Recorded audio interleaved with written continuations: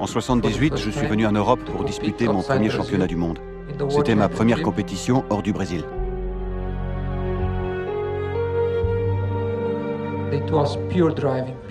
Du vrai pilotage, de la course à l'état pur.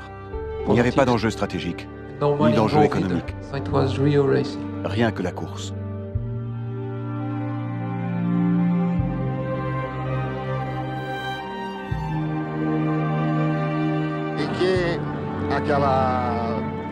On ne savait pas qu'il ferait carrière dans le karting, mais là ça se précise vraiment. Et pour te dire, on est un peu inquiet, parce qu'on se doute bien qu'il finira par courir en Formule 1. Que Dieu le protège toujours. De tous les dangers, c'est celui que je crains le plus. Je le remercie d'être un si bon fils. Son exigence et son honnêteté sont exemplaires et il a très bien travaillé cette année. Pour moi, c'est plus important qu'un titre de champion.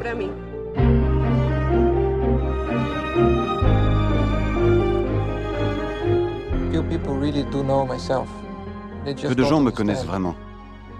Ils ne peuvent pas comprendre ce que c'est que d'être pilote de course. J'ai laissé derrière moi des milliers et des milliers de kilomètres. J'ai quitté ma famille et mes amis pour aller vivre en Europe. J'ai dû me battre très jeune. Ça n'a pas toujours été facile.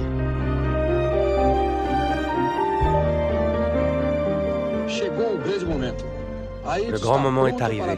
Ayrton est prêt. Il va conduire sa première voiture de Formule 1.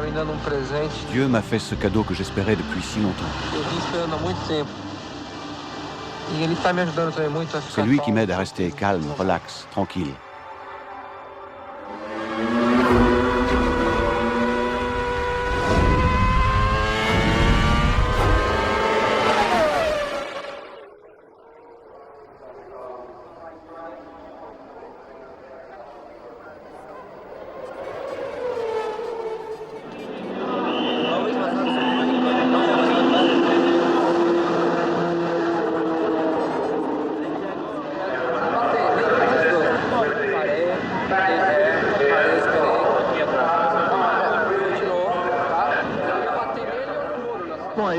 Alors Ayrton, c'est une belle ville, hein? De jolies rues étroites où il fait bon se promener, mais pas vraiment faites pour la course. C'est vrai, oui. Je suis arrivé à la dernière minute et c'est un peu impressionnant parce que c'est ma première fois à Monaco. J'ai fait quelques tours et je me suis adapté facilement à la piste. Je n'ai pas le droit à l'erreur. L'erreur ici, ça mène tout droit à l'accident. Mais ça va aller. Pour l'instant, ça va, je suis confiant.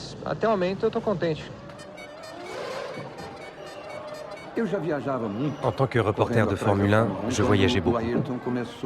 Très vite, j'ai vu Ayrton se détacher du lot. À l'époque, il pilotait pour Toleman. Toleman n'était pas une écurie gagnante. La voiture n'était pas une voiture gagnante. On ne pouvait pas envisager une victoire. Ce qu'Ayrton a fait à Monaco, c'était du génie à l'état pur.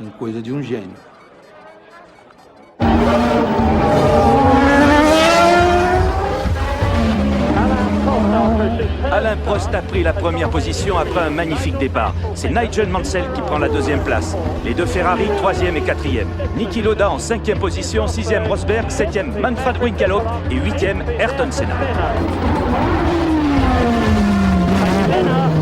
Senna vient de remonter de la 13e place à la 7e.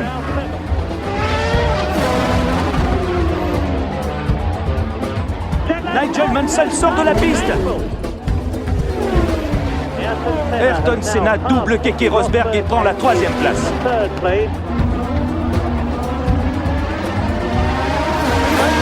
Il vient de dévorer Niki Lauda.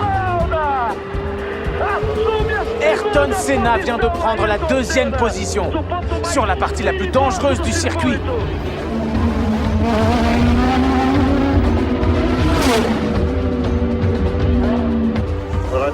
Ayrton Senna se révèle sous nos yeux et nous confirme son remarquable talent. Il est en train de rattraper Alain Prost. Il lui prend 3 secondes par tour. Et ça, c'est une performance tout à fait extraordinaire.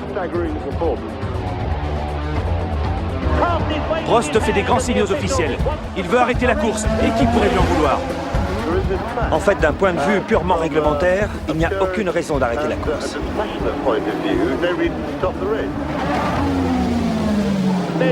Un officiel brandit le drapeau rouge. Ils arrêtent la course et on déploie le drapeau à damier. C'est incroyable! Prost se range, Senna passe la ligne d'arrivée avant lui. Ayrton fait des grands signes. Il fête sa victoire comme s'il avait gagné la course. Avec quelques tours de plus, vous pouvez être sûr qu'Ayrton aurait pris la première place. J'avais de grandes chances de gagner. Mais à moins de franchir la ligne d'arrivée à la première place, comment le savoir? La Formule 1, c'est politique. Ça met en jeu beaucoup d'argent. Et quand on est encore petit, on est obligé de faire avec.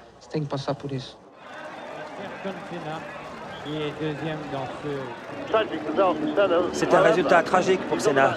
Il ne sera pas champion du monde cette année, mais il le deviendra sans aucun doute s'il poursuit sa carrière. Ayrton Senna, la nouvelle star de la Formule 1. Pour la première fois sur un podium de Formule 1 après une performance fantastique. Et l'année prochaine, vous comptez rester chez Toleman? Quels sont vos projets? Je ne sais pas. Pour le moment, je n'ai pris aucune décision et rien n'est clair. Il faut attendre encore un peu et on verra. Mais ce que vous attendez, c'est qu'on vous donne les moyens de gagner. Bien sûr. Quand on est dans la compétition, la course automobile, ou on gagne ou on oublie.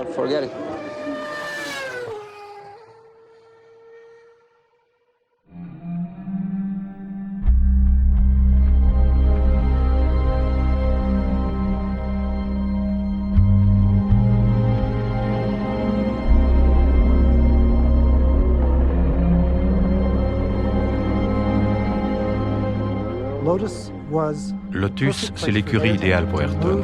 Elle a vaincu de nombreux championnats et de nombreux grands prix. Ayrton est très bien entouré. Tout est mis en place pour mettre en valeur son talent et lui donner toutes les chances de gagner.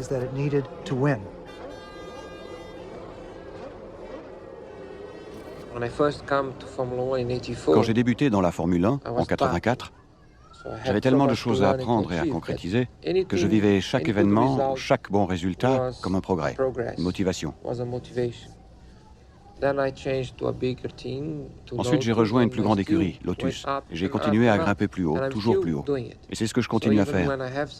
Comme ça, chaque fois que j'ai des problèmes, je pense à la prochaine course.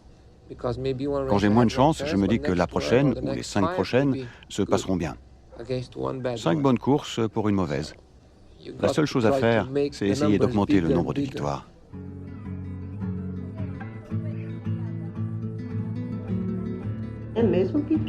Il a toujours su ce qu'il voulait, même quand il était tout petit. Il faisait tout pour que les choses se fassent. Par exemple, en classe, il était très attentif pour ne pas avoir à étudier à la maison. Comme ça, il avait plus de temps pour jouer avec son kart.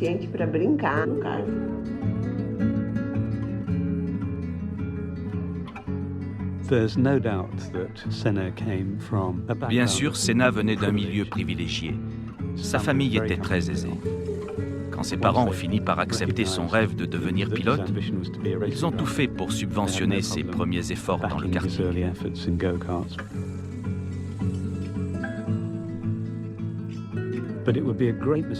Mais ce serait une erreur de penser qu'il a dû acheter sa place en Formule 1. Senna lui-même se rendait compte que s'il voulait avoir un impact sérieux et durable sur le monde de la Formule 1, il devait se battre avec ses propres armes, son talent.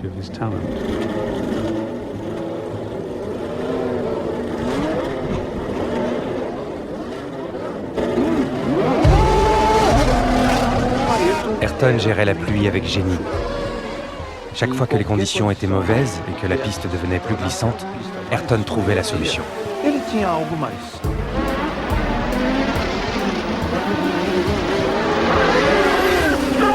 Ayrton Senna gagne le Grand Prix du Portugal! À Estoril, il fait une course incroyable. Il prend un tour sur tous ses adversaires, sauf un.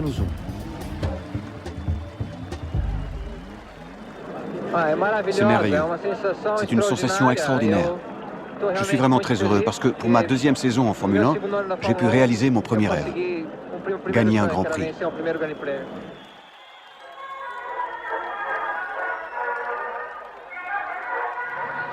C'est une sensation unique. C'est comme une drogue.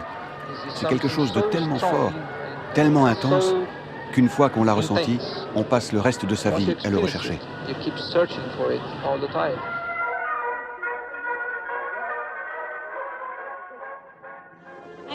Je suis Mili Okada de la télévision japonaise Fuji TV.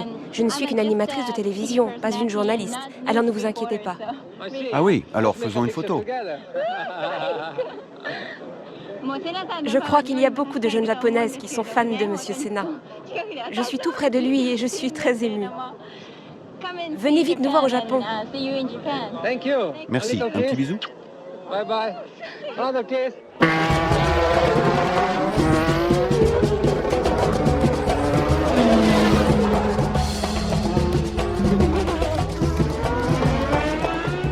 Il n'y a qu'un mot pour décrire le style d'Ayrton, c'est rapide. Il poussait la voiture bien au-delà de ses capacités techniques. Il freinait au dernier moment, plongeait dans les virages, décrochait presque. Je ne sais pas comment il faisait, mais il arrivait à faire littéralement danser sa voiture, sans jamais lui faire quitter la piste.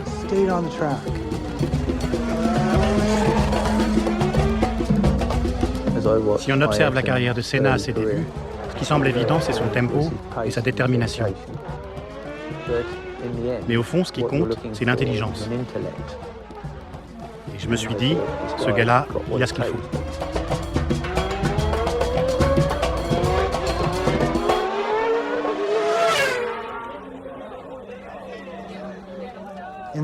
Au milieu des années 80, l'écurie à battre, c'est McLaren. Ron Dennis est le meilleur manager et Alain Prost le meilleur pilote. Prost, on l'appelait tous le professeur parce qu'il faisait méthodiquement tout ce qu'il fallait pour être devant au point. Si ça voulait dire être cinquième, il gardait sa cinquième place pour pouvoir accumuler les points, au lieu de se battre pour une deuxième, troisième ou première place à l'arrivée. Ce qui est sûr, c'est qu'il comprenait très bien les rouages de ce sport, et à ce jeu-là, il était imbattable.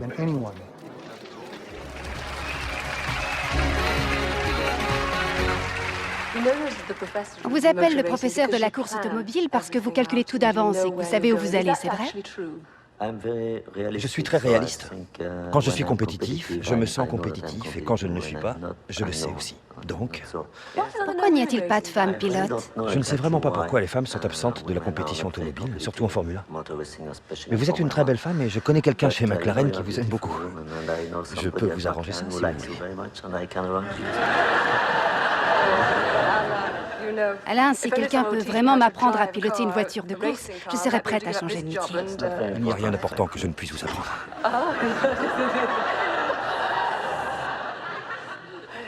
C'est votre femme qui conduit au retour?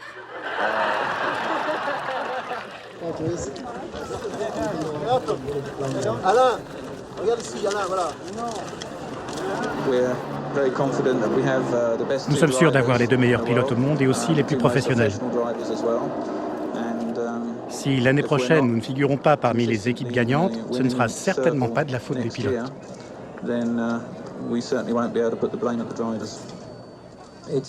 C'est une formidable opportunité pour moi d'un point de vue professionnel. Et d'un point de vue plus personnel, je suis ravi de faire équipe avec Alain. La première année chez McLaren a été une étape décisive dans la vie d'Ayrton.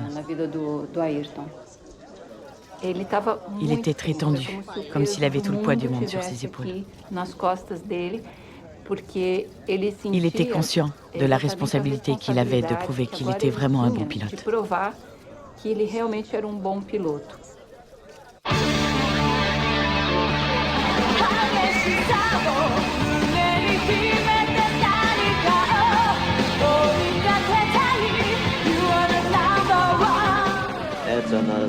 Pour la première fois dans sa carrière, Ayrton a une voiture capable de gagner le championnat du monde. Et il ne veut pas laisser passer sa chance. C'est normal, il va donner son maximum. Et toi alors, tu vas faire quoi, toi? Ah, c'est pas tout à fait pareil. Tu vas me laisser faire? J'ai un peu plus de pression que... Enfin, c'est toi qui me mets la pression.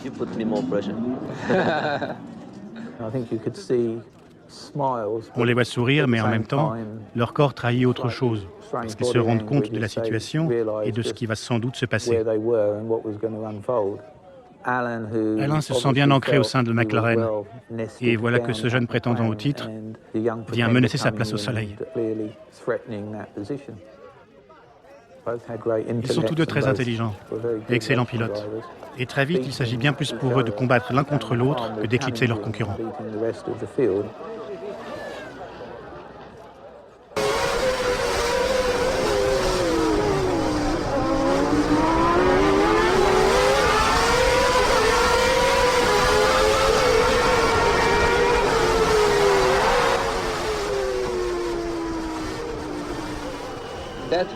Ce jour-là, tout à coup, je me suis rendu compte que je ne pilotais plus de manière consciente.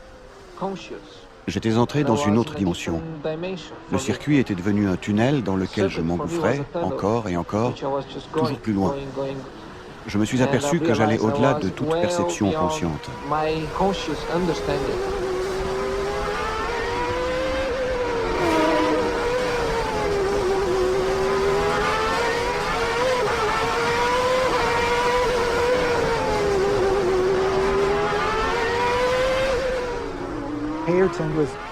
Ayrton prend la première place en un temps record. La course est dans ses mains et il ne lui reste plus que quelques tours. C'est alors qu'il reçoit un message radio qui dit « Tu as beaucoup trop d'avance, ralentis ».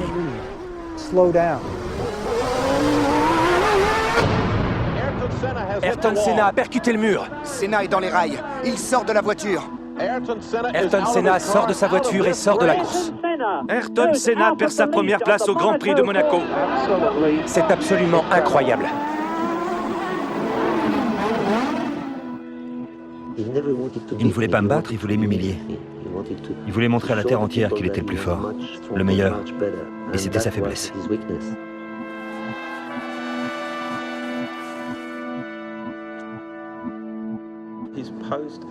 Sa réaction après l'accident, c'est de la colère contre lui-même. Il n'arrive pas du tout à la contrôler. Il part à pied jusqu'à son appartement et il ne refait surface que 2 ou 3 heures plus tard.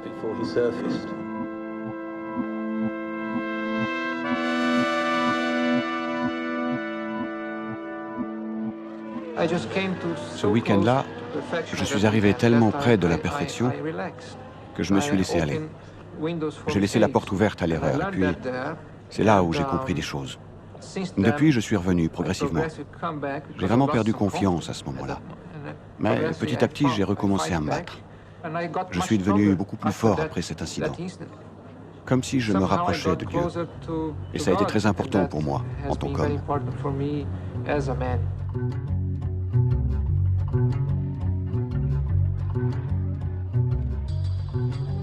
Monaco est un tournant dans cette saison 88. Ayrton fait un parcours incroyable en gagnant 6 courses sur 8 et se classe juste au-dessus de Prost pour le championnat.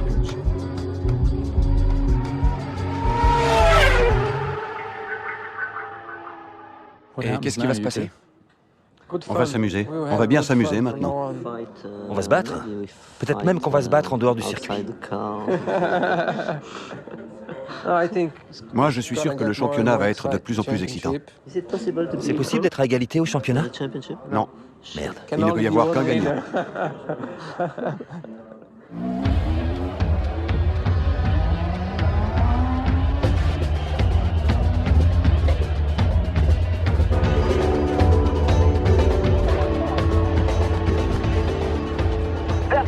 C'est la 15e course de la saison. Le soleil vient de se lever et le Brésil attend avec impatience qu'Ayrton Senna gagne son premier titre mondial en Formule 1. C'est un rêve qu'il poursuit depuis sa plus tendre enfance.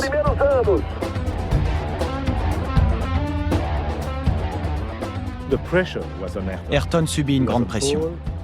Il a la pole position et va devenir champion du monde s'il gagne cette course. La pression est énorme.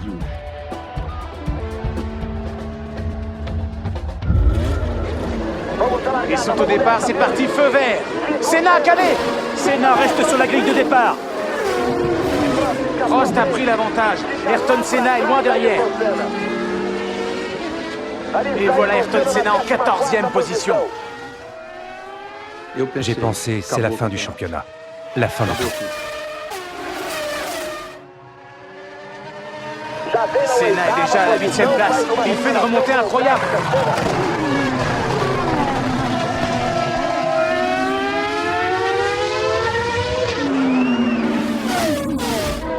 Et puis, ce qu'il préférait est arrivé. La pluie. Senna vient de prendre la 4e place. Senna est là. Il arrive, il arrive, il arrive.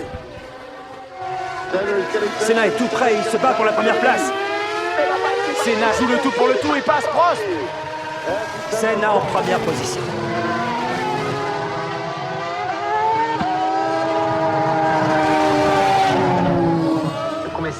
J'ai commencé à remercier le Seigneur en faisant mon dernier tour. J'ai rendu grâce à Dieu. Je n'arrivais pas à croire que j'allais enfin gagner le championnat. Au milieu de toute cette anxiété, cette tension, j'ai senti sa présence. Je l'ai vu.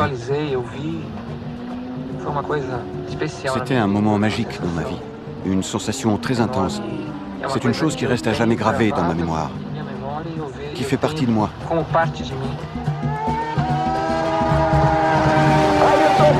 Ayrton Senna lève le poing, c'est sa victoire. Ayrton Senna, le Brésilien, champion du monde 1988.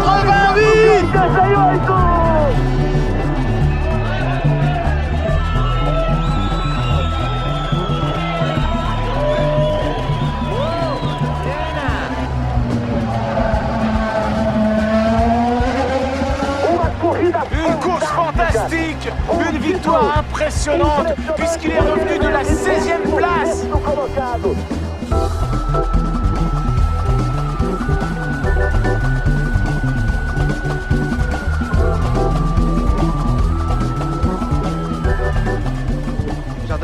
Juste pour savoir, qu'est-ce que ça fait d'être champion du monde? Je me sens en paix. J'ai l'impression que tout le poids qui était sur mes épaules s'est envolé. Je ne sais pas ce que ça représente d'être champion du monde.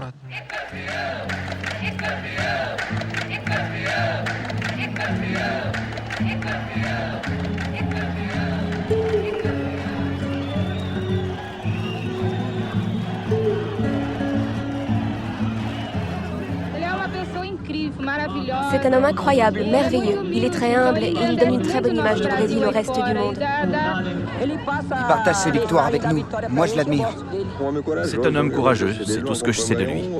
Il fait notre fierté, une des rares fiertés qui nous reste. Un jour, je lui ai demandé quand il arrêterait de courir. Maman, je m'arrêterai quand je serai champion du monde. Mais je sais au fond de moi que ce n'est pas vrai. On le sait tous.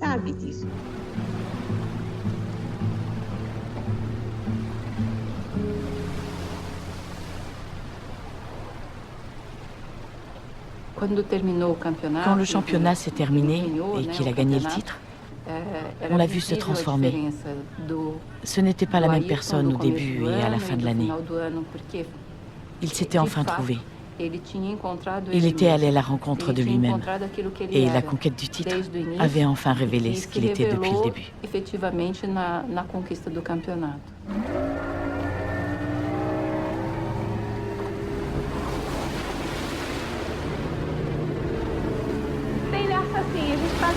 Pendant les fêtes de Noël, l'amitié règne. On se fait de nouveaux amis, comme celui que je vais appeler maintenant ma rencontre de l'année 88. Ayrton Senna.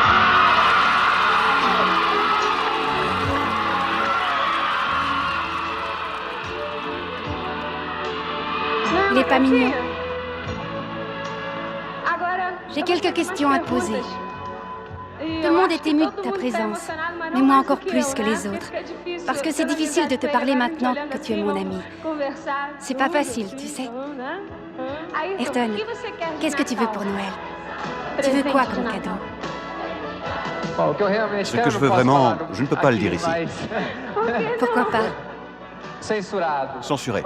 Mais ce que je veux surtout, c'est être heureux. Dis-le-moi dans l'oreille.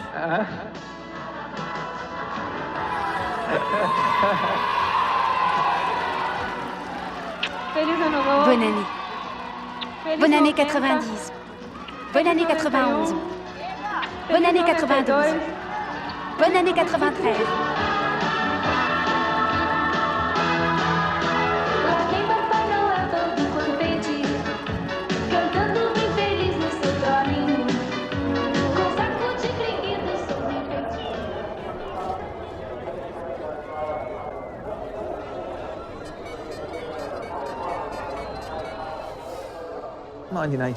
La saison 1989 est beaucoup moins harmonieuse que celle de l'année précédente.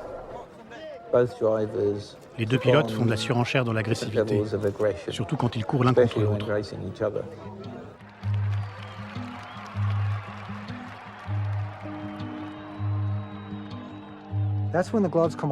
À ce moment-là, l'équipe s'est disloquée. Les ingénieurs ne partageaient plus les informations et les pilotes commençaient à regarder derrière eux pour voir qui favorisait qui.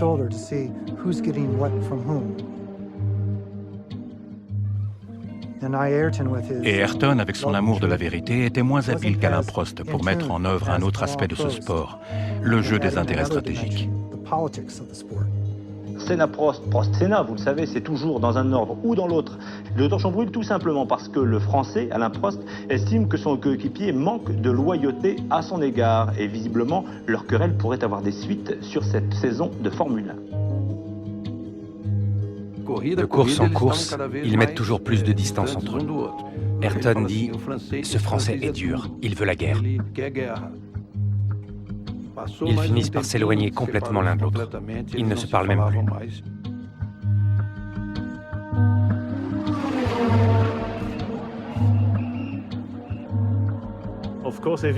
Bien sûr, le fait que Jean-Marie Balestre, le président de la FIA, soit français, favorise beaucoup Alain. Ils sont très proches.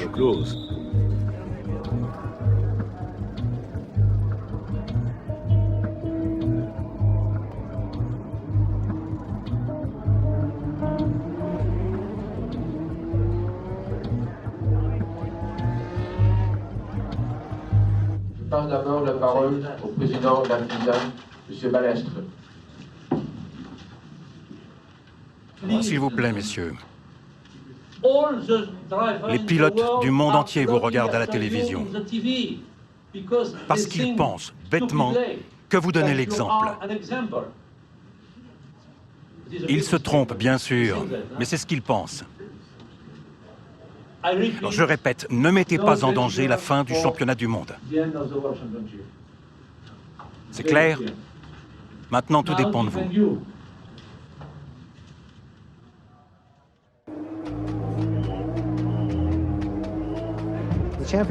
Ils sont presque à égalité. Senna doit gagner le Grand Prix du Japon pour que la bataille des points dure jusqu'à la dernière course. Prost sait que si Senna ne termine pas la course, c'est lui qui sera le champion du monde de Formule 1.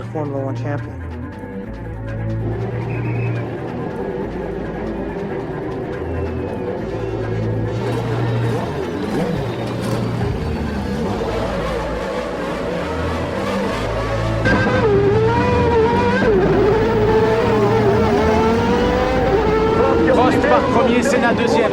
Prost s'est propulsé à la première place, il a fait un meilleur départ.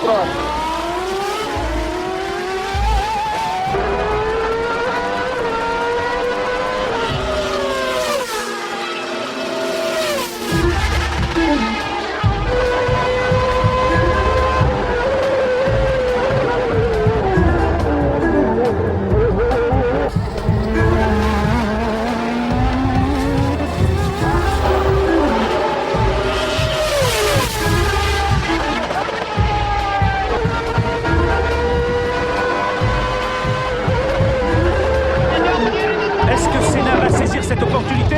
Il passe. Oh mon Dieu, c'est incroyable. En cas d'accident, Prost est gagnant. C'est Prost qui va en profiter. Si on arrête la course, c'est Prost qui gagne le titre. Mais comme toujours pour Ayrton Senna, seule la victoire compte.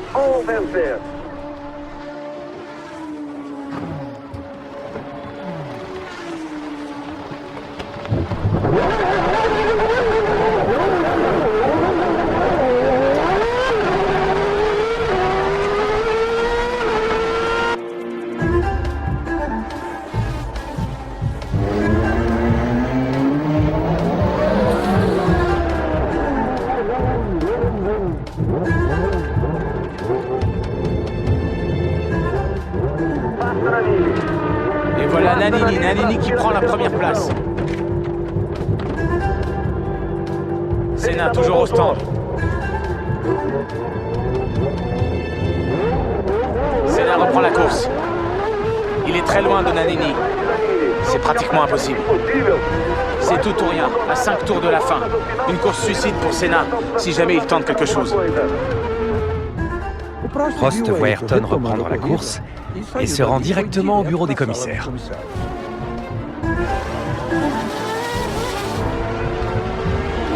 Nannini premier, Senna deuxième. Senna passe en force et bloque Nannini. Senna le double. Tous les drapeaux brésiliens s'agitent. Tout le monde est debout. Ayrton Senna, le drapeau à damier. C'est la fête dans le cockpit. Ayrton frappe son casque de ses poings. Ayrton Senna, le Brésilien. Visiblement bouleversé, Ayrton Senna soulève sa visière pour essuyer ses larmes.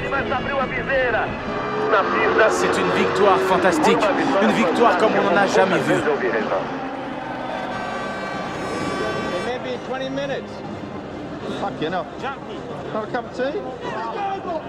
Jamais auparavant un podium n'avait été retardé de 20 minutes.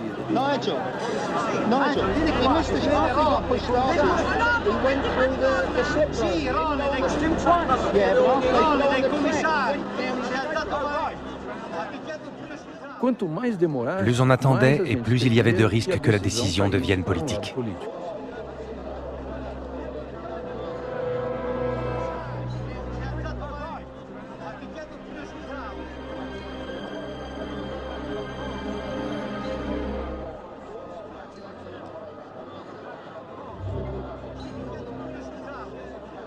La décision rendue par le Collège des commissaires sportifs du Grand Prix du Japon, excluant la voiture numéro 1 et le pilote Ayrton Senna, des résultats de l'épreuve. Tout de suite après la course, le grand écran du circuit de Suzuka montre en boucle les images de l'accident et les tentatives de Senna pour rejoindre la piste. Et c'est en observant ces images que les commissaires ont conclu qu'en n'empruntant pas la chicane pour rejoindre la piste, Senna a enfreint l'article 56 du règlement de la FIA. Vous êtes champion du monde, Alain? Apparemment. Je n'en étais pas sûr à 100%. Je connais le règlement, mais on ne sait jamais comment il va être interprété. Et puis, pour être honnête, je suis content de partir. Parce que ça devient absolument impossible de travailler avec Ayrton. Et c'est une bonne fin de championnat.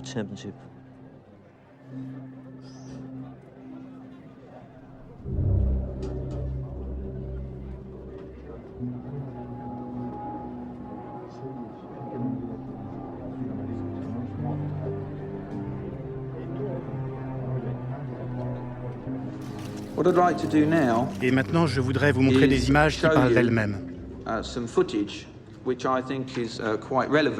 On nous dit qu'il est interdit d'utiliser les échappatoires pour rejoindre la course. Apparemment, donc, les échappatoires ne sont pas faites pour s'échapper, mais pour s'arrêter, faire demi-tour et ressortir. Ce qui est très important, c'est de se souvenir qu'il n'a jamais subi aucune exclusion ni pénalité et qu'il n'a jamais été disqualifié. Et pourtant, il est exclu du Grand Prix du Japon. Où est la cohérence? Il y a quelque chose qui ne colle pas.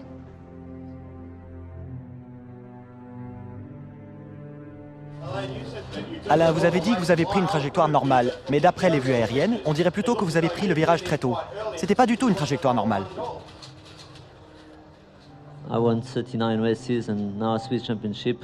J'ai gagné 39 courses et 3 championnats. Vous croyez vraiment que j'aurais fait exprès de faire une chose pareille? Vous savez, j'avais déjà amorcé le virage. Peut-être un petit peu tôt, si vous voulez, mais c'était mon virage. Vous avez entendu que ce tribunal, vous avez entendu comme moi que ce tribunal a prononcé non seulement une suspension avec sursis de licence, ce qui est un avertissement non seulement pour Ayrton Senna mais pour tous les pilotes, mais a prononcé également une aggravation de la peine. Quand on est un grand pilote, quand on est parmi les meilleurs pilotes du monde, on n'avait pas le droit non plus d'avoir un accrochage stupide. Dans cette affaire, on a considéré que j'avais l'entière responsabilité de ce qui s'est passé. On m'a accusé de tout et on m'a pénalisé pour tout. J'ai été traité comme un criminel. C'est parfaitement inacceptable.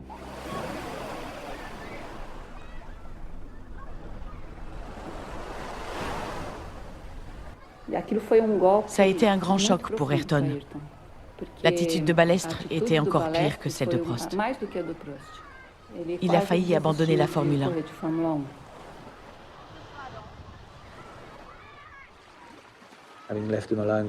Je l'ai laissé tranquille un moment. Et puis, calmement, je l'ai persuadé que lorsqu'on est fidèle à ses valeurs, lorsqu'on croit que ses valeurs sont justes, alors se défiler devant les forces obscures qu'on rencontre dans la vie n'est pas une option viable.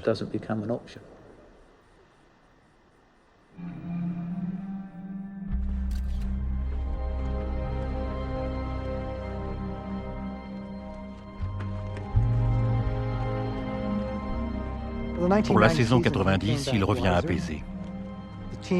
L'écurie est plus harmonieuse, Prost a quitté McLaren pour Ferrari, et Senna est très bien placé pour gagner le titre. Tous les pilotes veulent dépasser leurs limites. Mes limites sont différentes de celles de Prost.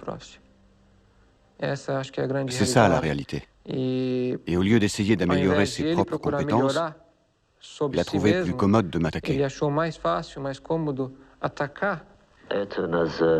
Ayrton a un petit problème. Il se croit immortel. Parce qu'il croit en Dieu. Je trouve que c'est très dangereux pour les autres pilotes. Le fait que je crois en Dieu, que j'ai la foi, ne veut pas dire que je me crois immortel, que je me sens invulnérable, même si c'est ce qu'on raconte. J'ai autant peur que les autres de me faire du mal. Quand on pilote une voiture de Formule 1, le danger est constant.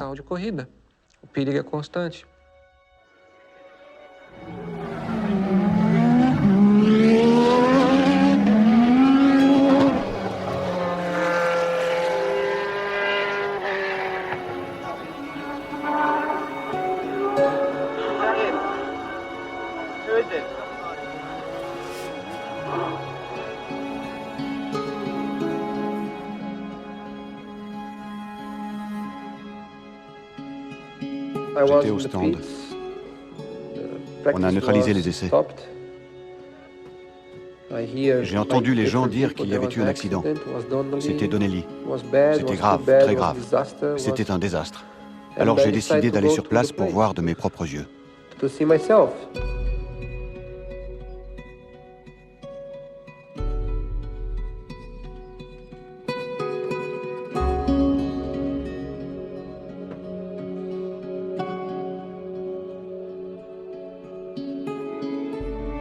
Un million de choses me sont passées par la tête. Et puis j'ai compris que jamais je n'abandonnerai ma passion, même après avoir vu ce que je venais de voir.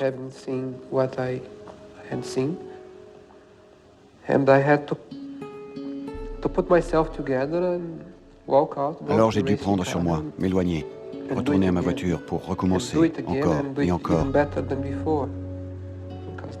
Et même mieux qu'avant. Parce que c'était le seul moyen d'occulter l'impact que ça avait eu sur moi. Je n'étais tout simplement pas prêt à abandonner. Même si j'avais peur de continuer, je ne pouvais pas renoncer à mon but, mes objectifs, ma passion, mon rêve. Ma vie, c'est ça ma vie.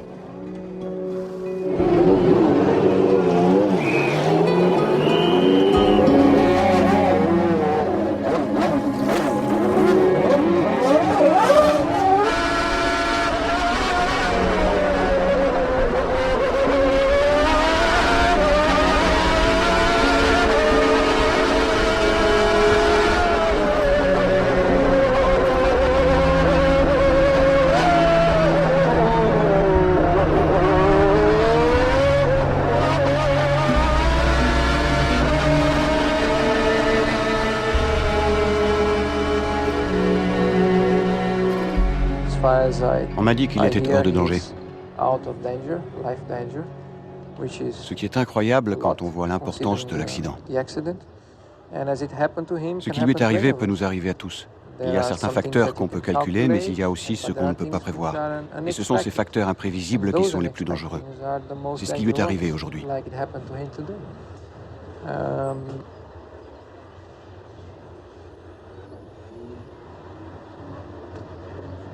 J'espère que dans l'avenir, on ne verra plus ce genre de choses. Plus jamais.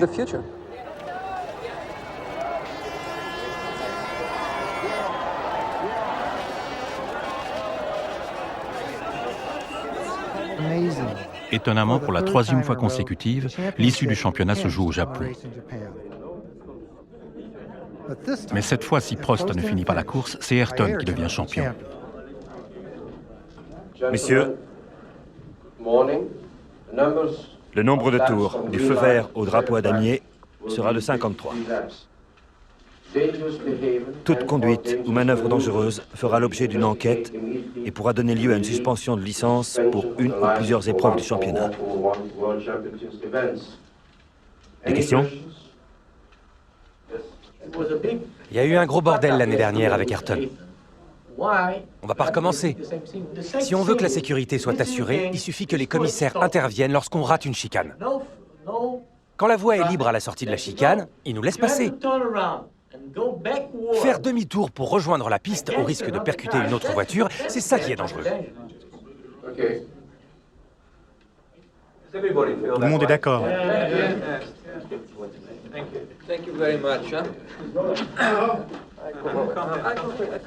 Je ne supporte pas. Je ne supporte pas. C'est une blague. Après tout ce qui s'est passé l'année dernière. Il vient de le prouver. Je n'ai rien dit. Tout à coup, on soulève le problème. Et évidemment, tout le monde est d'accord. J'ai très mal vécu ce qui s'est passé l'année dernière. Je suis désolé, mais il faut que je parte.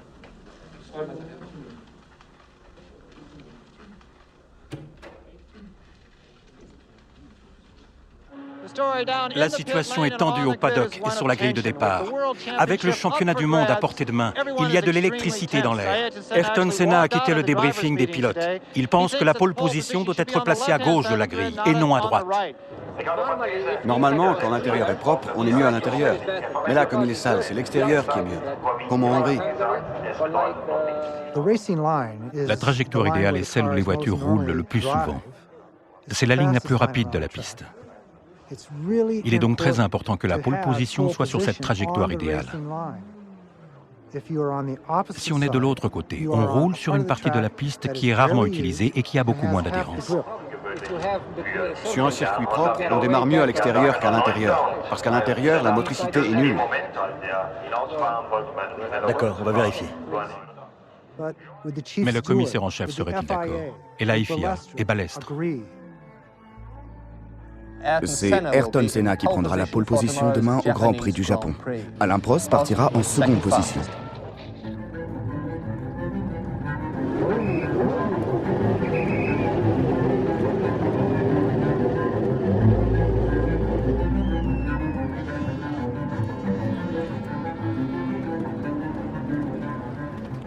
Il a la pole position.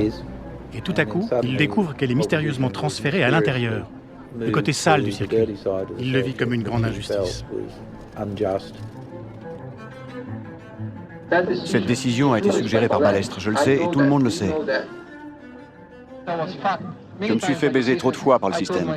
Alors aujourd'hui, c'est fini. On va faire les choses à ma façon. Je me fous de ce qui peut arriver. C'est moi qui décide.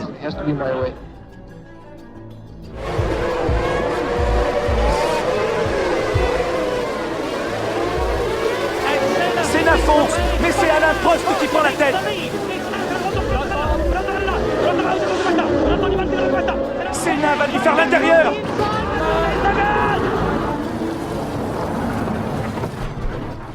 Ils se sont percutés. C'est l'accident. Senna est touché. Alain Prost et Ayrton Senna se sont à nouveau percutés et ils sont tous deux sortis de la piste. C'est incroyable. Si la course n'est pas interrompue, c'est la fin du championnat. On ne sait pas encore si le drapeau rouge est levé. Pas de signe du drapeau rouge, ce qui veut dire que la course continue. Le championnat est terminé. Ayrton Senna est le champion du monde 1990.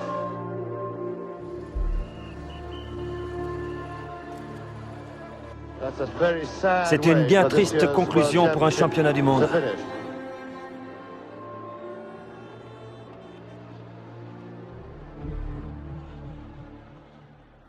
Dites-nous ce qui s'est passé au premier tour, Ayrton.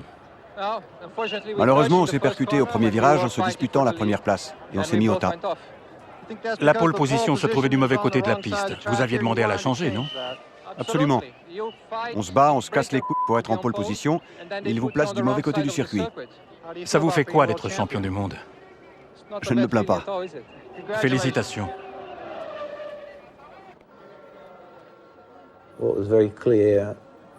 Tout de suite après la course, l'attitude physique d'Ayrton, l'expression de son visage montre clairement qu'il est en conflit avec lui-même.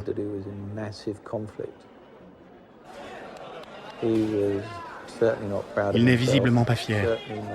Il sait que sa conduite a déterminé l'issue du championnat et il n'arrive pas à s'en réjouir. Champion du monde des pilotes de Formule 1, Ayrton Senna.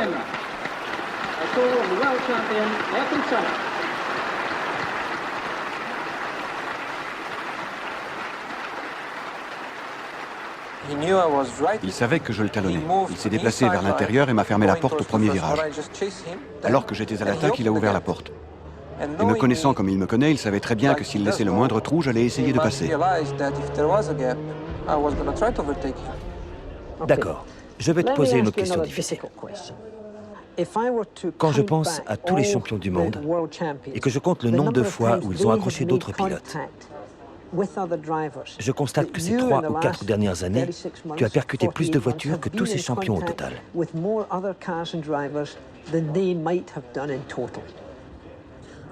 Je suis très étonné par tes propos, Stewart, avec toute l'expérience que tu as.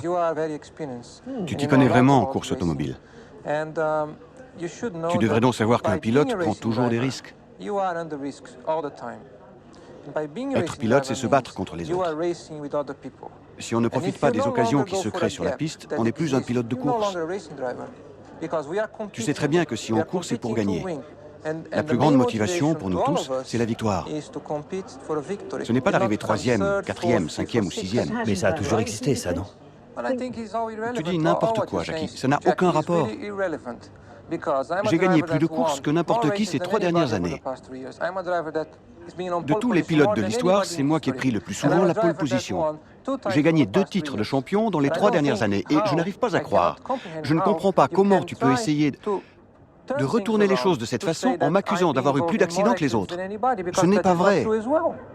2 des plus grands champions de l'histoire de la Formule 1 dans le sable pour un final raté. Chacun accuse l'autre. Le plus meurtri, c'est bien sûr Prost. Réaction épidermique. L'envie de lui mettre mon poing dans la figure m'a traversé l'esprit et j'ai tellement été dégoûté, vraiment, j'ai même pas eu l'envie parce que je crois qu'il me dégoûte profondément. L'opposition Prost-Senna, qui dure depuis quelques saisons, suscite un formidable regain d'intérêt pour la Formule 1. Le nombre de téléspectateurs augmente, tout le monde en profite. Les gens parlent, la polémique divise. C'est à la fois choquant et fascinant. Le sport automobile connaît un grand succès commercial. Bernie Ecclestone assure sa visibilité dans les médias. Mais pour fidéliser le public, il faut des stars et bien sûr le duel Prost-Senna est sur toutes les lèvres. La notoriété d'Ayrton dépasse largement le monde du sport grâce au succès de la Formule 1 à la télévision.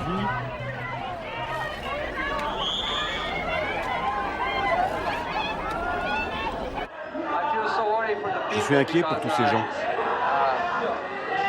Je vais les éloigner. Mais ils sont très gentils. Ça me fait de la peine qu'on les repousse de cette manière.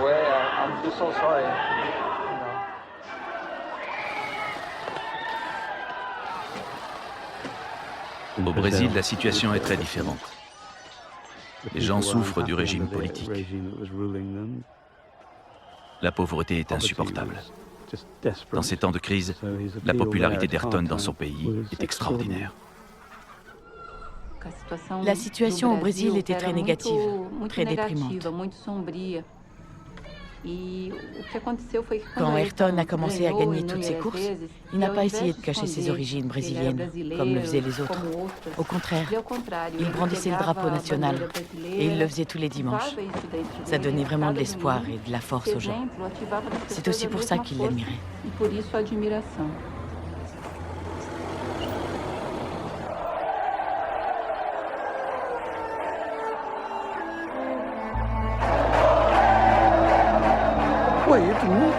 Ayrton n'avait jamais remporté le Grand Prix du Brésil.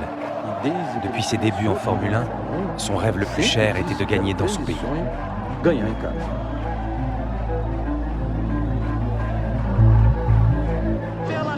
Le Grand Prix du Brésil va commencer. Feu rouge, feu vert. Quel départ! Allez, Senna! Vas-y, Senna!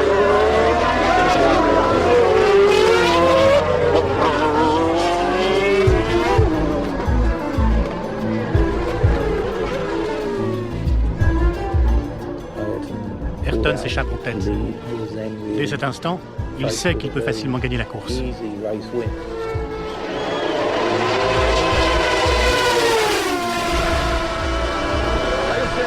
voilà Senna! Il pleut! Il pleut!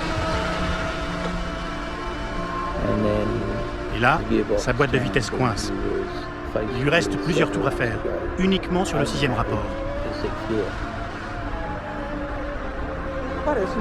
Impossible de courir une Formule 1 avec une voiture coincée sur la 6e vitesse. Il veut s'arrêter, il ne peut plus piloter. Mais ça fait tellement longtemps qu'il tente de gagner le Grand Prix du Brésil qu'il trouve en lui une force hors du commun.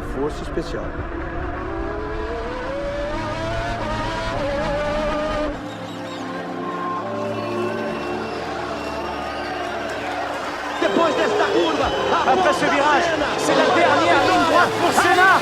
Il va gagner. Ayrton Senna, le Brésilien.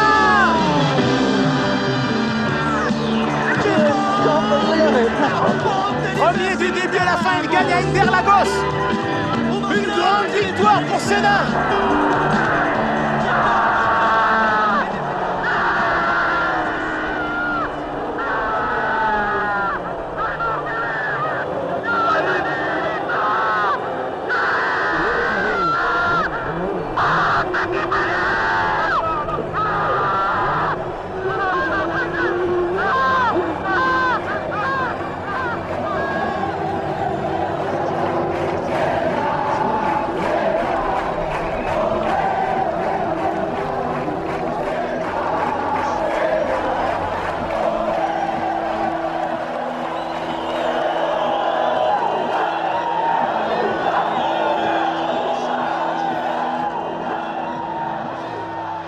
Il gagne, et puis il perd connaissance. C'est son moment le plus héroïque.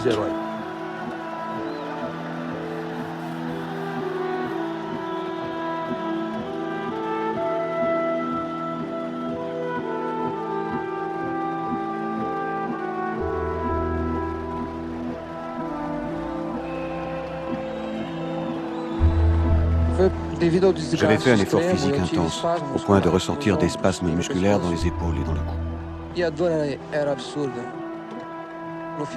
La douleur était inconcevable, le stress physique et mental énorme, mais je ne pouvais envisager qu'une issue, finir la course avec mes dernières forces. Ne le touchez pas. C'est mes épaules.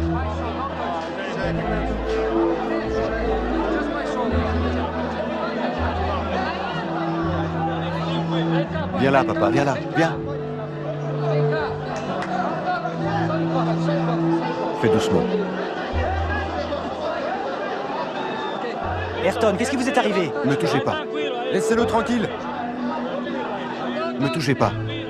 Tu veux que je t'aide? Va chercher le drapeau. Apporte-moi le drapeau.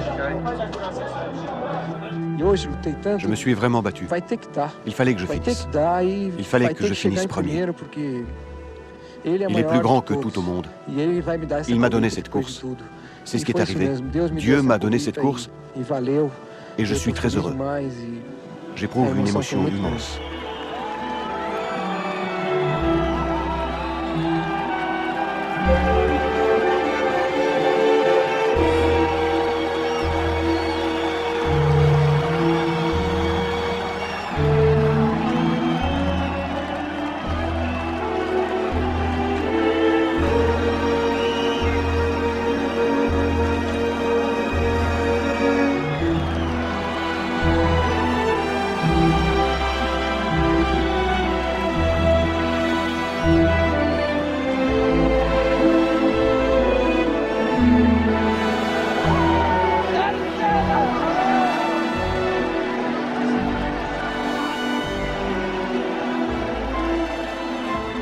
Le Brésil fête votre victoire, Ayrton. Toutes mes félicitations. Merci au Brésil, je remercie mes fans. Ce week-end, la chaleur humaine a été incroyable. Il nous était impossible de perdre. Ça ne pouvait pas se passer autrement. On l'a fait.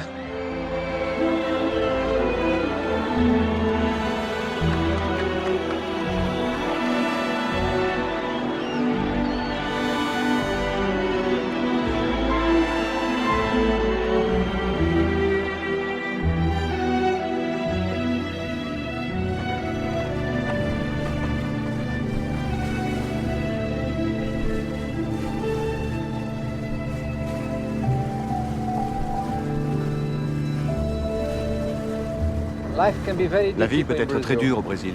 C'est le pays des extrêmes. Il y a cette nature magnifique. On peut acheter de tout si on en a les moyens. Mais il y a aussi beaucoup de problèmes. Les problèmes sociaux, la misère. Et cela génère de la violence. J'essaye d'aider un peu. Surtout les enfants.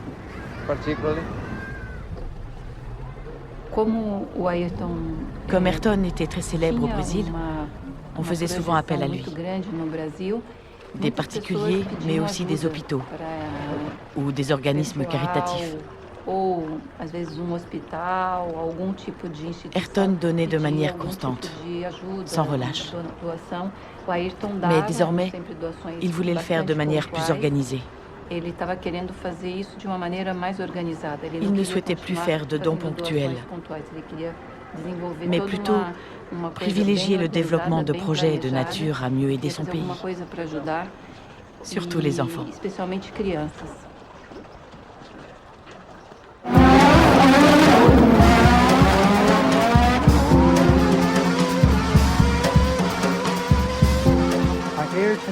En 1991, Ayrton est en pleine forme. Je pense que c'est sa plus belle année. Il gagne 7 courses, toujours en pole position. Il garde la même intensité. Il est de plus en plus fort.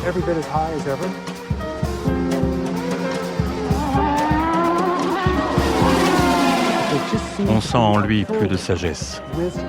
Il a grandi.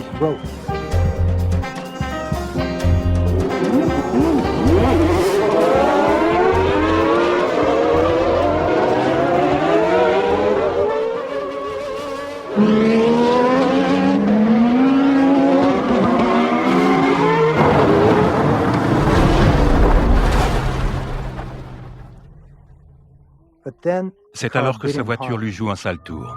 Pour la première fois, il se rend compte qu'on peut vraiment se blesser dans une voiture de Formule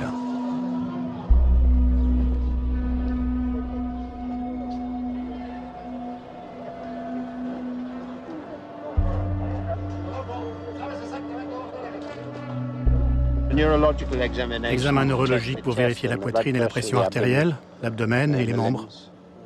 Et vos conclusions, il va bien? Il va très bien.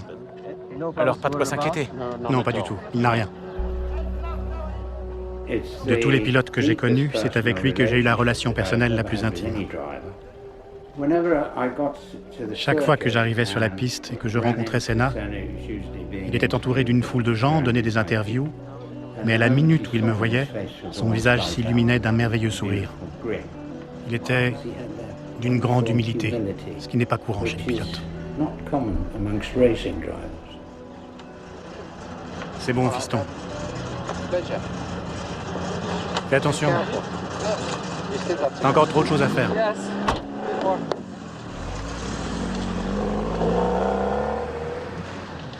Des questions?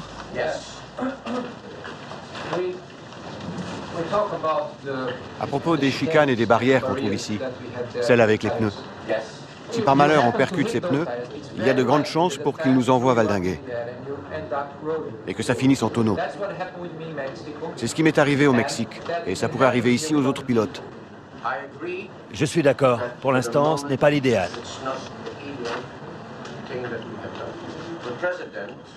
Le président a parlé hier avec M. Moll. Non, oubliez M. Moll. Et il a Non, oubliez ça, oubliez. D'accord. Le président de la FISA... Non, oubliez le président. Répondez à la question de M. Senna. Dites-lui ce qu'on a décidé de faire pour la course, ce qu'on fait pour aujourd'hui. On peut tout faire. Je pense qu'il ne faut pas placer ses pneus à cet endroit. Vous savez, j'ai raté mon point de freinage à la première chicane hier. Oui, mais... Laissez-moi finir. Laissez-moi finir. Quand j'ai tiré tout droit, la route était bloquée. Oui, ça je le sais. Et je ne pouvais pas faire demi-tour. Si on retire les pneus, il faut au moins qu'on place des cônes. Oui, c'est parfait. Comme ça, il y a une échappatoire. Et... Non, non, il faut repartir du même endroit. Il faut respecter le kilométrage de la course.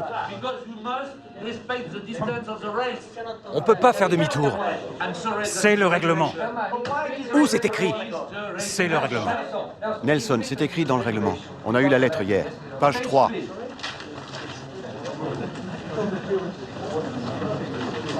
Ici, les 2 derniers paragraphes.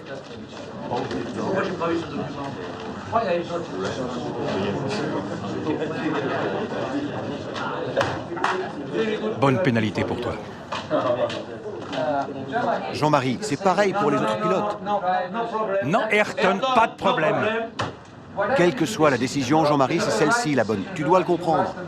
La meilleure décision, c'est ma décision. J'ai mon idée là-dessus. Non, parce que tu ne connais pas ma décision. Et c'est toujours ma décision qui est la meilleure. Ma décision, c'est un vote démocratique. Seulement les pilotes. À main levée.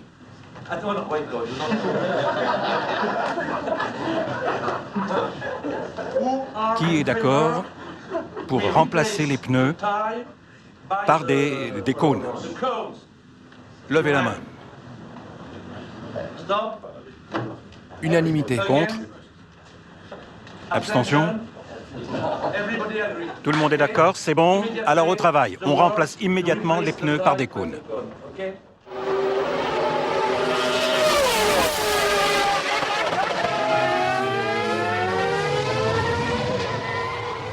Alain, que s'est-il passé à cette chicane? J'ai essayé de doubler Senna. Il a essayé de me bloquer pendant toute la course. Ce n'est pas très correct. Tout le monde connaît Prost. Quand il ne se plaint pas de la voiture, ce sont les pneus, ou l'écurie, les mécaniciens, les autres pilotes, ou le circuit. C'est toujours de la faute des autres. Jamais de la sienne. Je n'ai rien à perdre. Je ne peux plus gagner le championnat. Mais si jamais il se comporte à nouveau de façon aussi correcte, je le sors de la piste. Prost est renvoyé de l'écurie Ferrari. On lui reproche d'avoir critiqué la voiture. La seule option qu'il lui reste est d'annoncer qu'il prend une année sabbatique.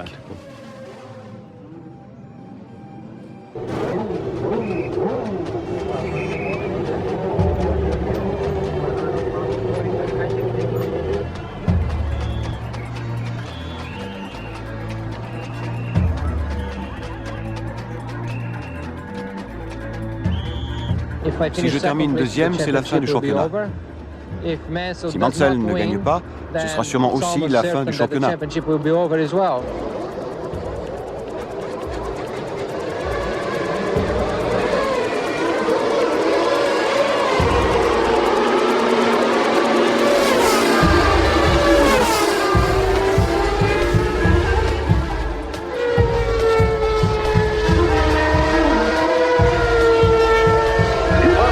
Mansell essaie de doubler, mais il fonce tout droit. Mansell a foncé tout droit. Le championnat du monde est terminé puisqu'il ne peut plus redémarrer. Ayrton Senna, le Brésilien, triple champion du monde de Formule 1. Une vie entière dédiée à cet instant. Un génie du sport international. 3 fois champion du monde. Encore de nombreux titres à disputer. Et il n'a que 31 ans. 33 victoires. Tous les records battus. Senna célèbre son titre comme lui seul sait le faire.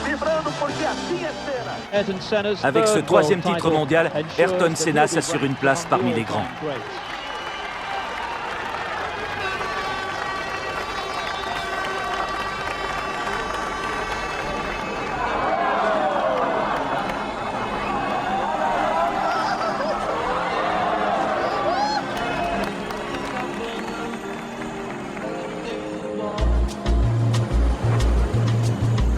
très beau cadeau.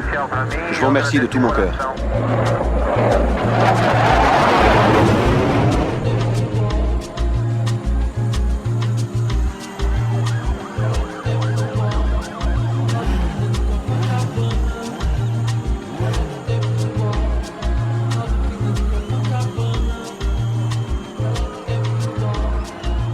J'ai embrassé la main gauche de Senna, le triple champion! Je veux Senna, je veux le serrer dans mes bras et l'embrasser. J'ai une boîte pleine de photos et de coupures de journaux, tout ce qu'on peut imaginer. C'est la seule bonne chose qu'on ait au Brésil. Après ce troisième championnat du monde, j'ai vu naître un nouveau Senna. Il est sûr de lui, il est au sommet de son art. Il porte un regard objectif sur ce sport dont il connaît les qualités et les défauts. Et il continue à l'aimer, comme tous ceux qui fréquentent le paddock.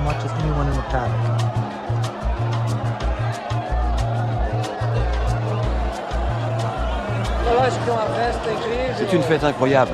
Ici, tout est permis. Ce qui importe, c'est d'être heureux. Vous avez parlé Formule 1 aujourd'hui? Non, la Formule 1, c'est trop coincé. Aujourd'hui, c'est carnaval. Ici, montre-leur. Regarde. Non, arrête, coupez. Tes fiancés ne te demandent jamais d'accélérer?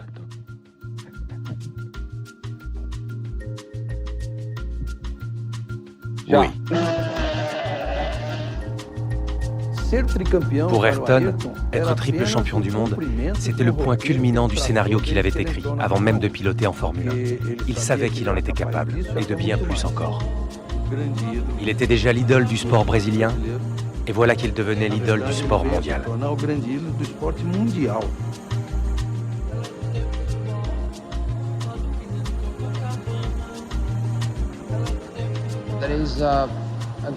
J'ai toujours cette volonté d'aller plus loin, d'être meilleur. C'est ce qui me rend heureux. Chaque fois que je sens que mes facultés sont au ralenti, que ma courbe d'apprentissage devient plate, je ne suis pas satisfait. Et ça s'applique non seulement à mon métier de pilote, mais aussi à ma vie d'homme.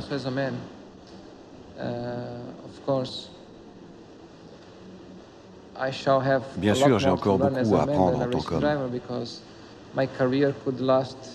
Ma carrière de pilote ne durera pas toujours, alors que ma vie, je l'espère, durera encore longtemps. Je ne suis peut-être qu'à la moitié de ma vie. Il y a encore tant de choses à faire, à apprendre, tant de choses à vivre. Je ne serai heureux que quand je me sentirai entier, complet. Ce qui n'est vraiment pas le cas pour l'instant. Mais j'ai tout le temps du monde pour essayer d'y parvenir.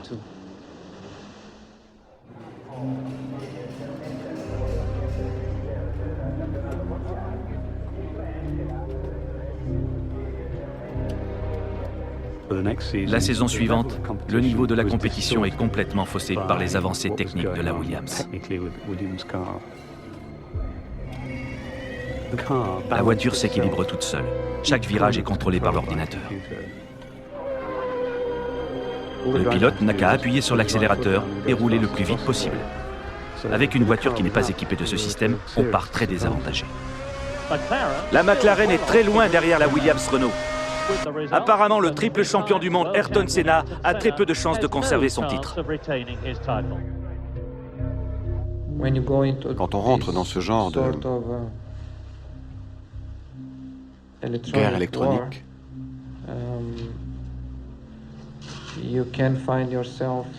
on peut se retrouver complètement coincé. L'électronique réagit à une situation donnée. Peu importe qui vous mettez dans la voiture, c'est l'électronique qui conduit, pas le pilote. Je ne pense pas que ce soit souhaitable si on veut voir un vrai championnat du monde de pilotes. Les tractations ont été longues, mais l'on ne sait toujours pas qui sera le coéquipier de Prost. Toujours est-il que le triple champion du monde a signé pour 2 ans et commencera à courir en essai dès cette semaine. La seule chose que j'ai exigée dans mon contrat, c'est qu'Ayrton ne soit pas mon coéquipier. J'ai été très clair et ils ont accepté tout de suite. D'ailleurs, ça n'avait jamais fait partie de leur projet. J'ai exigé cette chose parce que je voulais à tout prix être champion du monde. Je ne voulais pas perdre cette opportunité. Ce n'est pas un secret. J'ai fait tout ce que j'ai pu pour pour signer avec Williams. La situation est très complexe.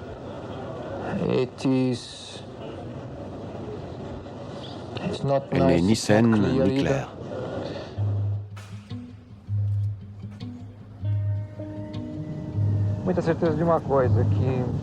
Une chose est sûre, c'est moi qui ai le plus à perdre en m'arrêtant 1 an ou plus. Je suis au point culminant de ma carrière.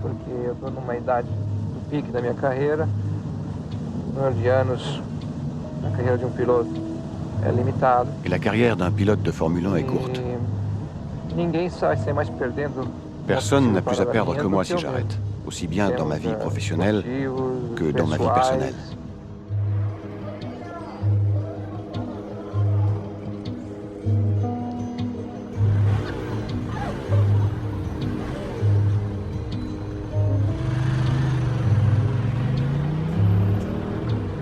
En 1993, Ayrton pilote génialement. Pour moi, c'est sa meilleure saison. Il fait des prouesses.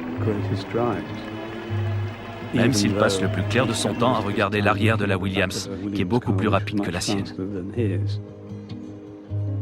Le pilote français Alain Prost a gagné le championnat du monde de Formule 1 pour la 4e fois. Prost gagne le championnat et il prend sa retraite. Il laisse le champ libre. On dit que vous allez dire adieu à McLaren. C'était votre dernière saison dans cette écurie? Oui, je pense que ce sera ma dernière saison.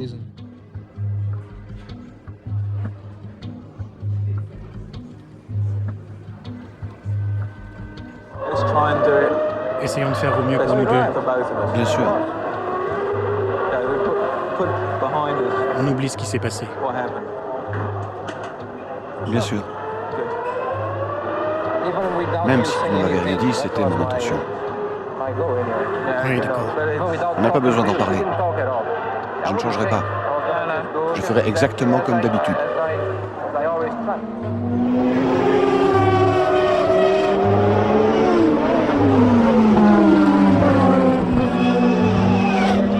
Que vous a dit Ron Dennis quand vous êtes sorti de la voiture?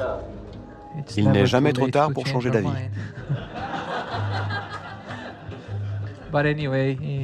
Il m'a dit qu'il était heureux pour moi et... C'est drôle, il m'a dit la même chose. Ça, c'est Ron. Je lui ai dit, tu sais, il faut se souvenir des bons moments. Finir comme ça. Finir sur de belles choses.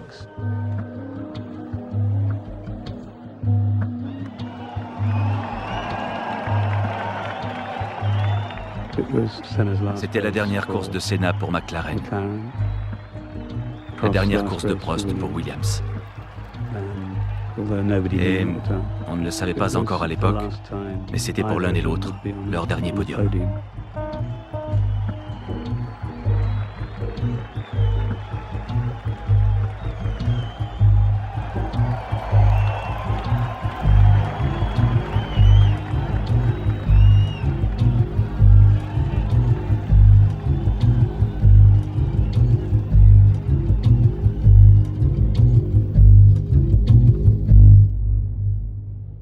Mesdames et messieurs, le pilote brésilien Ayrton Senna.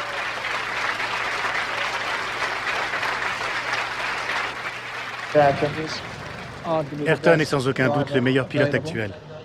Le meilleur pilote encore en compétition. L'équipe est très motivée. Tout est mis en œuvre pour gagner. C'est ce qu'attendent de nous tous nos partenaires, investisseurs et sponsors. Ayrton est donc la meilleure pièce à installer sur notre machine si nous voulons atteindre nos objectifs. La Fédération internationale des sports automobiles a interdit les dispositifs électroniques sujets à controverse, censés épauler les pilotes de Formule 1. L'interdiction sert à empêcher la domination des écuries les plus riches, comme la Williams-Renault, qui a gagné le championnat du monde.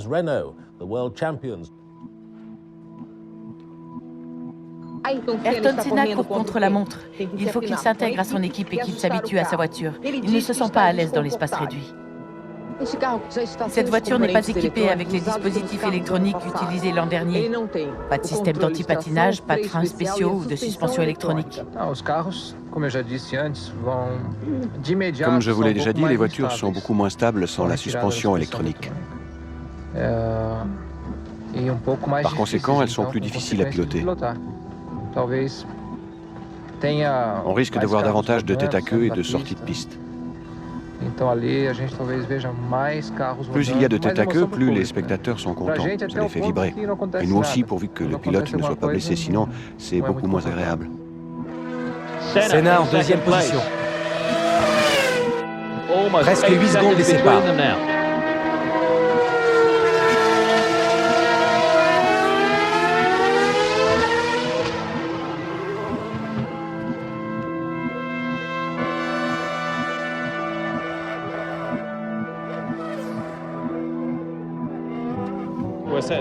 Pour le moment, on n'est pas très content des performances de la voiture. Elle ne se comporte pas de manière satisfaisante.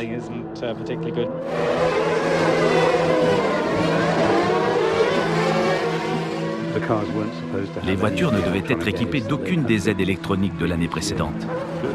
Senna est convaincu que la voiture Benetton, pilotée par Michael Schumacher, vainqueur des 2 premières courses de la saison, a conservé certains de ses dispositifs. En particulier le système d'antipatinage qui préserve la motricité. Il ne pouvait pas supporter d'être distancé par la Benetton. Il voulait qu'on proteste. Ce qu'on n'a pas fait.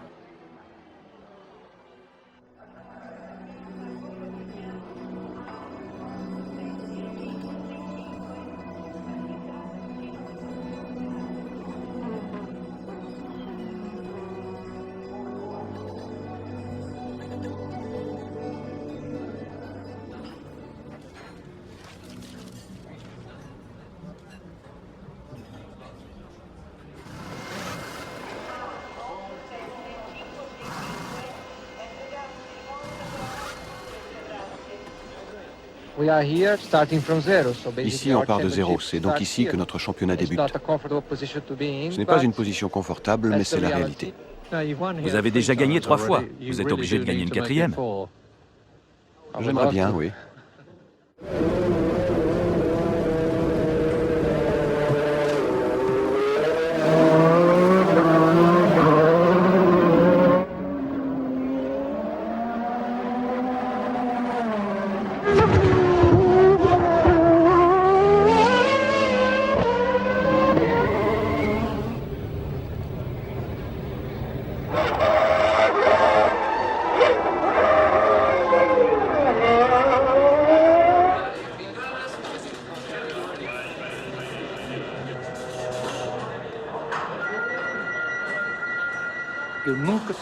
Je n'ai jamais vu Senna aussi tendu que ce week-end-là.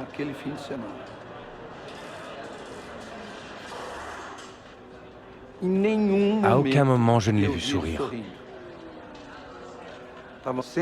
Il est resté concentré, préoccupé et même triste.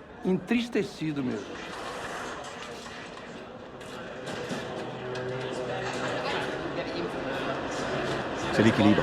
Il faut modifier les réglages. On relève un peu, ça suffira? Non, la voiture est pire qu'avant.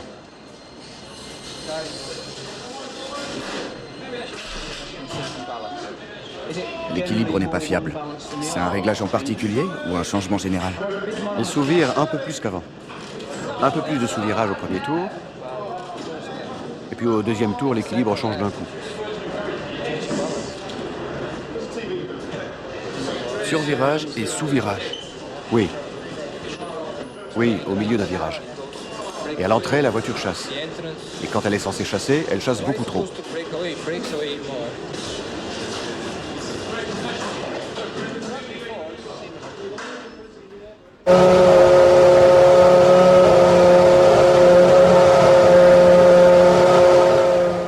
Vous connaissez Ayrton ou je vous le présente? Non, je le connais. Vous l'avez déjà rencontré? Je le connais parce que je suis de très près la Formule 1. Je l'ai déjà rencontré. Pourquoi êtes-vous si ému? Quand on se trouve à côté d'un homme comme lui, on est forcément un peu ému. Alors bonne chance aux champions et aux futurs champions. Merci.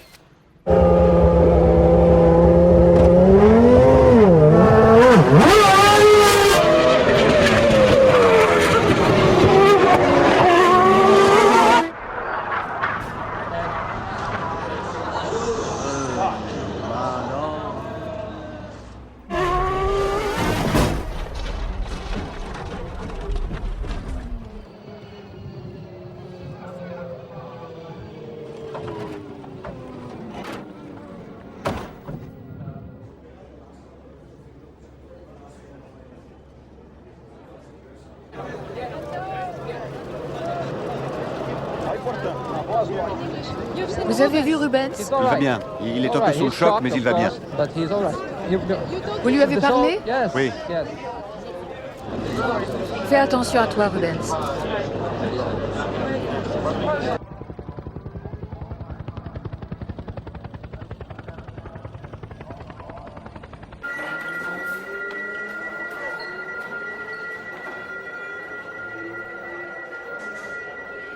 Ayrton ne se sent pas à l'aise avec sa nouvelle écurie.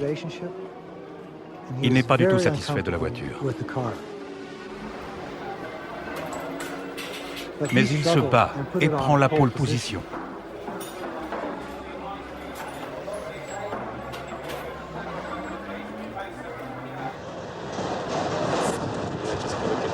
Faut que j'arrive à me contrôler. Je fais des trucs dingues avec cette voiture. Tu la bouscules un peu, pas vrai?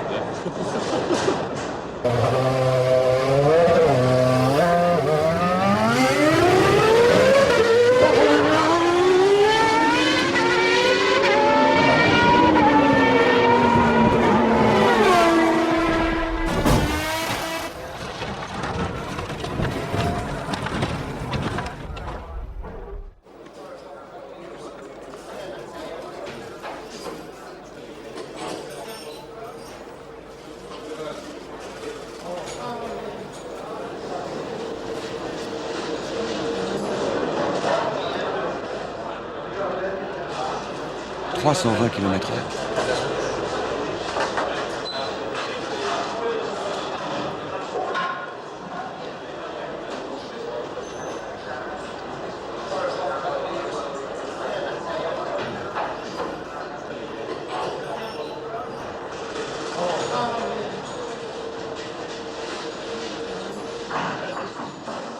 Mesdames et messieurs, l'organisateur du Grand Prix de Saint-Marin vient de recevoir un rapport de l'hôpital Maggiore de Bologne. Le pilote de la voiture numéro 32 MTV Simtech Ford, Roland Ratzenberger, a succombé à ses blessures suite à l'accident survenu sur le circuit d'Imola lors des qualifications du samedi 30 avril.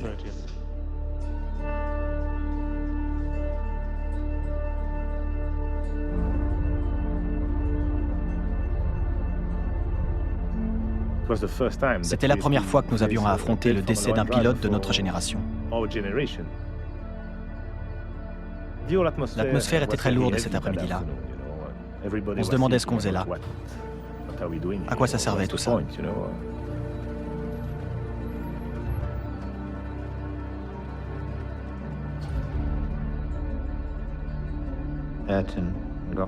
Ayrton est bouleversé, il se met à pleurer. Alors je lui dis, Ayrton, tu as gagné le championnat 3 fois, tu es l'homme le plus rapide du monde. Et comme je sais qu'il aime beaucoup la pêche, je lui dis, si tu arrêtais et que j'arrêtais aussi, on pourrait aller à la pêche.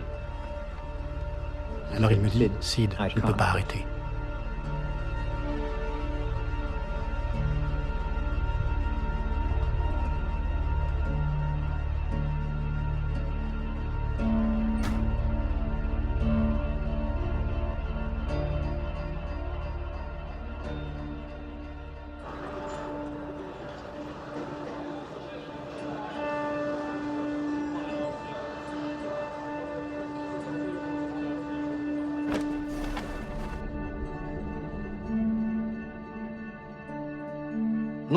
Ce samedi-là, au dîner, Frank Williams se demandait si Senna serait sur la grille de départ. Moi, je suis certain qu'il ne voulait pas faire cette course.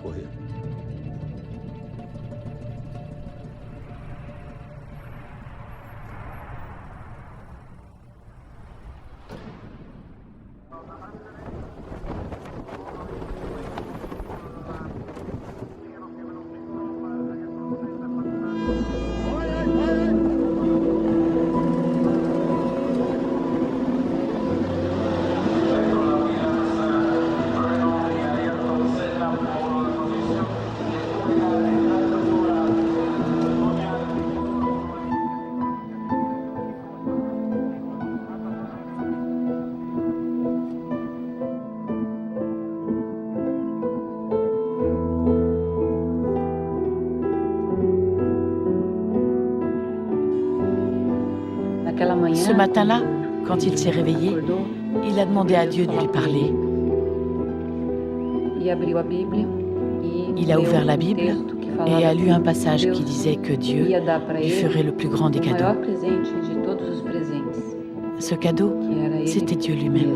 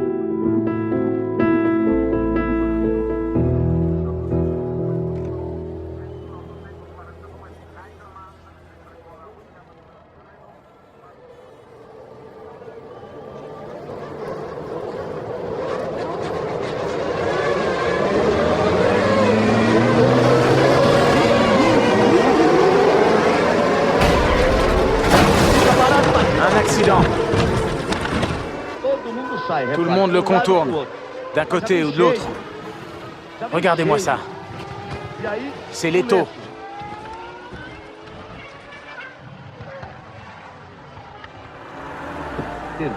C'est un accident terrible. L'ami et Leto ont vraiment eu de la chance.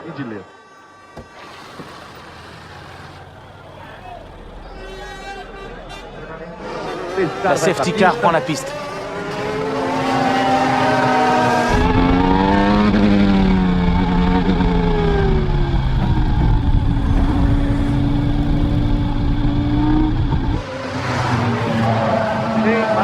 Les feux de la safety car sont éteints, ce qui veut dire qu'elle va rentrer au stand.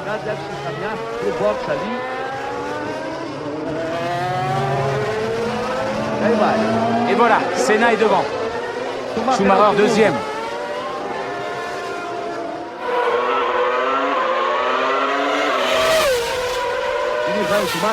Michael Schumacher fait pression sur Senna au 6e tour.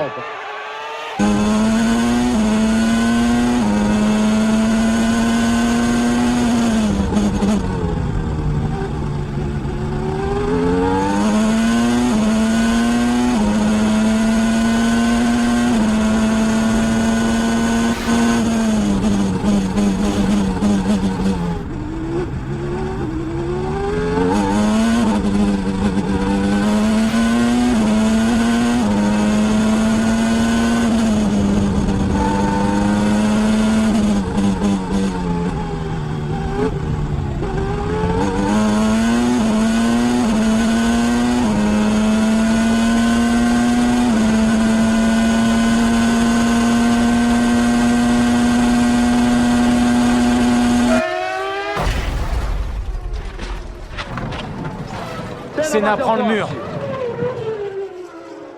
Au virage Tamburello. C'est un accident très grave.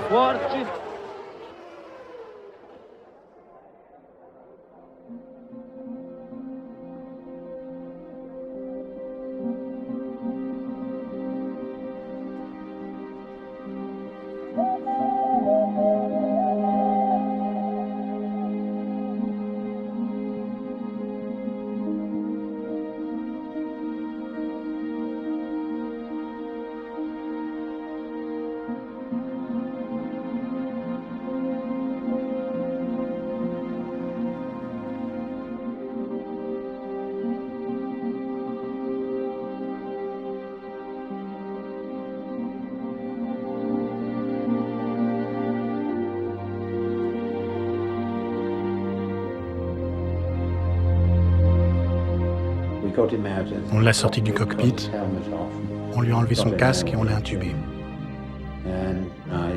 Et j'ai compris au signe neurologique que la blessure qu'il avait à la tête allait être fatale. Et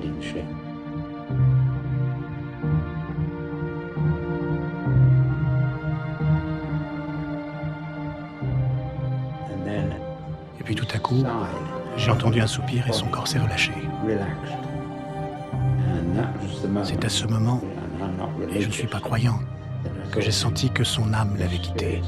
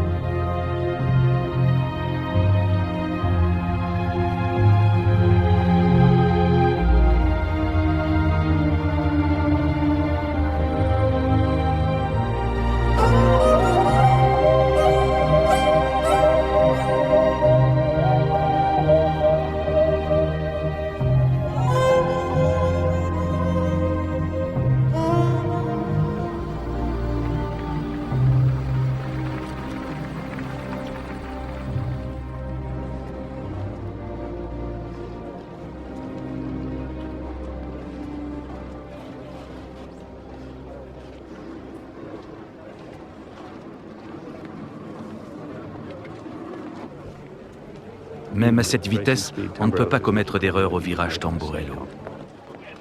C'était donc la voiture qui était en cause.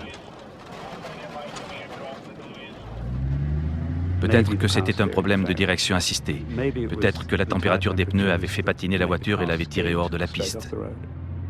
Ce sera toujours un mystère. Quelle était la cause? Je pense que c'est la colonne de direction qui s'est cassée, rendant la voiture incontrôlable.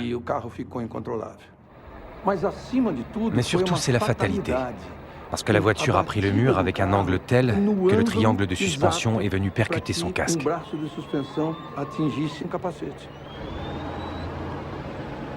La chance a lâché Ayrton. Il n'avait pas le moindre os cassé, pas la moindre contusion. Si ce morceau de ferraille était passé 15 cm plus haut ou plus bas, il se serait relevé et aurait marché jusqu'au paddock.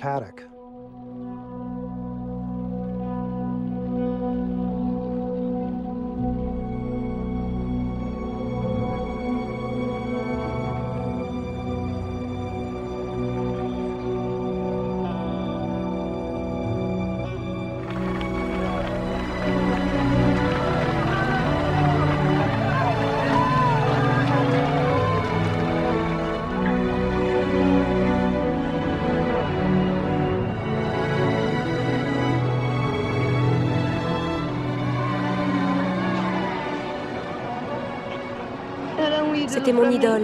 Il représentait ce qu'il y avait de mieux au Brésil. Je t'embrasse, Senna. Je ne t'oublierai jamais.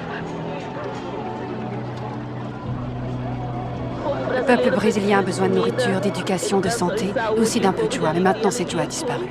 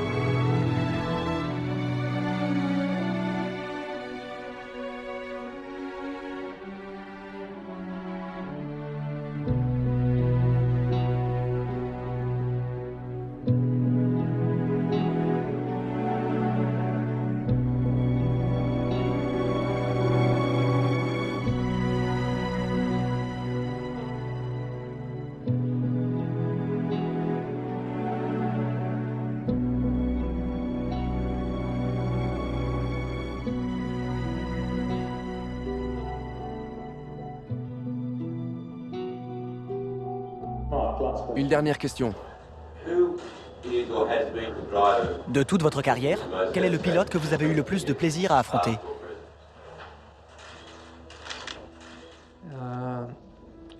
Il faut que je remonte dans le passé.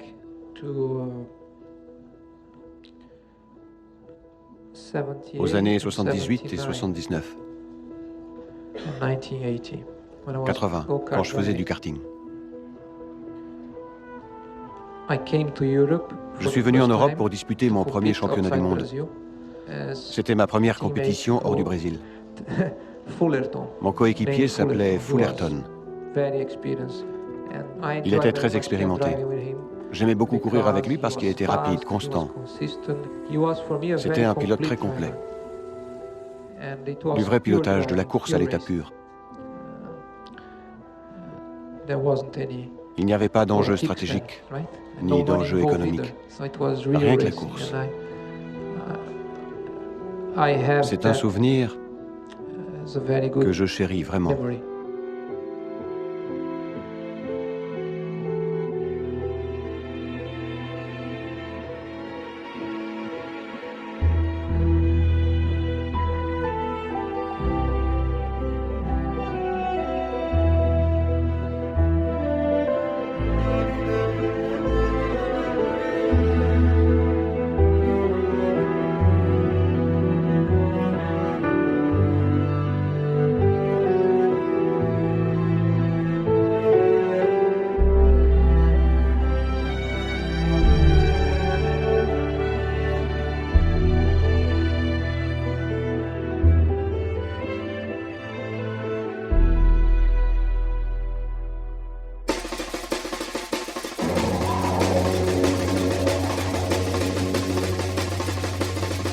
O bico do beija-flor, beija-flor, beija-flor, e toda a fauna, flora grita de amor.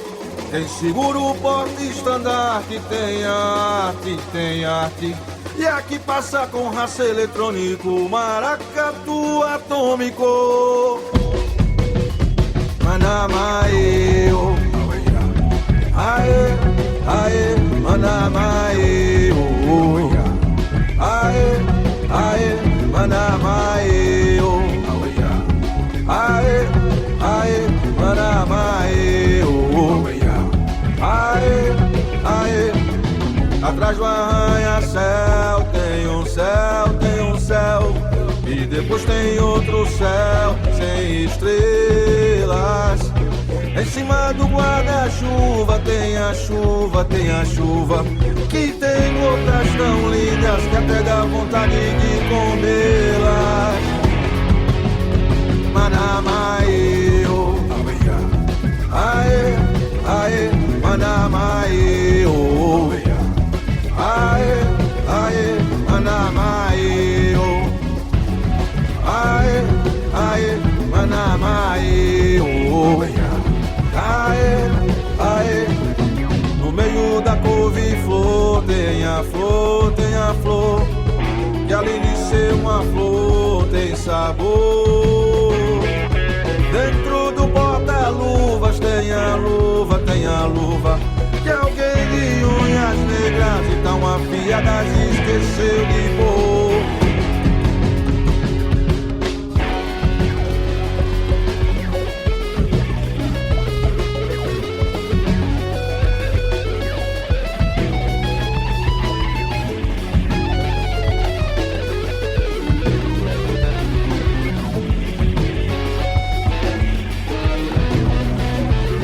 No fundo do para-raio tem um raio, tem um raio que caiu da nuvem negra do temporal.